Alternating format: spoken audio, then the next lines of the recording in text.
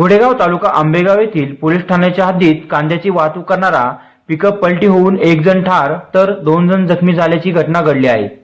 हा अपघात बुधवार दिनांक 2 रोजी रात्री 9 वाजण्याच्या सुमारास घोडेगाव पोलीस ठाणे हद्दीतील चास येथे झाला। चास येथून मुंबईकडे मालवाहतूक करणारे पिकअप वाहन MH14 LX 8973 हे वाहन कांदे घेऊन जात होते। त्यावेळी चास गावच्या हद्दीतील ओढ्यावरील पुलाचे काम सुरू असल्याने त्या ठिकाणी सदर वाहन स्लिप होऊन पलटी झाल्याने अपघात झाला आहे।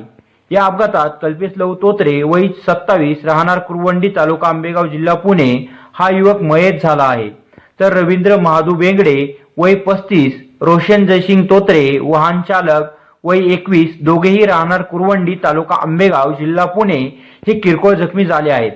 सदर घटनेची माहिती मिळताच घोडेगाव पोलीस ठाण्याचे पथक घटनास्थळी तात्काळ हजर होते।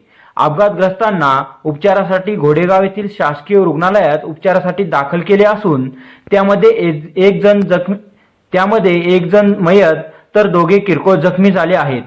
या अपघाताबाबत घोडेगाव पोलीस ठाण्याचे सहाय्यक पोलीस निरीक्षक महेश पवार यांच्या मार्गदर्शनाखाली पोलीस हवालदार विठ्ठल वाघ हे पुढील तपास करत आहेत।